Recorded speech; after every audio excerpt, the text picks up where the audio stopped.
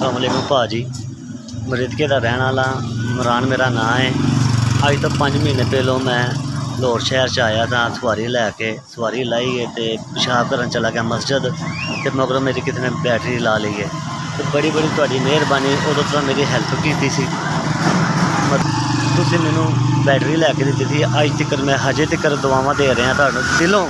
भाजी माड़ा तो गरीब आदमी हाँ, थोड़े बहुते पैसे इकट्ठे करके मैं गड्डी लई, रिश्का बनाया अपना, तो एक बंदे कोलों मैं 50,000 रुपया लिता, जिहदे च मैं 30,000 रुपया दे छड़िया। पर रब दी करनी ऐसी हुई, मेरा दिल का मसला बन गया।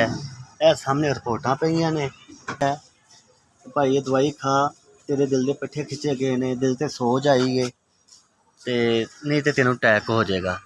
मेरे छोटे छोटे बच्चे ने, मैं मजदूरी करा, उस बंदे के पैसे देवां, किराए ते मैं रहना, मेरे को इस तो बाद कोई शै नहीं है। गड्डी कड्ढना तो बंदा मैनूं तंग करदा है। ठीक है भाई, गड्डी बेच ते भावें मैनूं पैसे दे, मैं की करा, मैं माड़ा मस्कीन बंदा वां।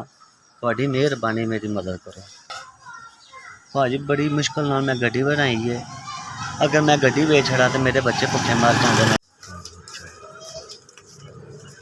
15,000 रुपया।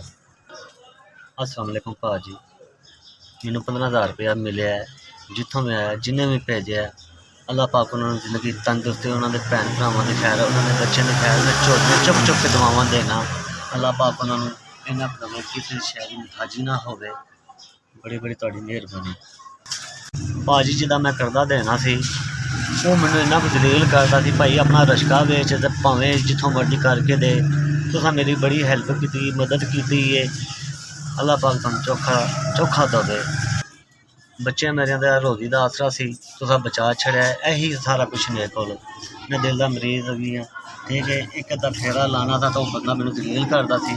अल्लाह पाक तुहानूं खुशी देवे, किसी शै दी मुताजी ना होवे। तुसां मेरे तां बड़ी नेकी कीती, बड़ी नेकी कर छड़ी, मेरे बच्चों की रोटी टोर छड़ी तुसां। SVS दा तुहाडा भला होवे।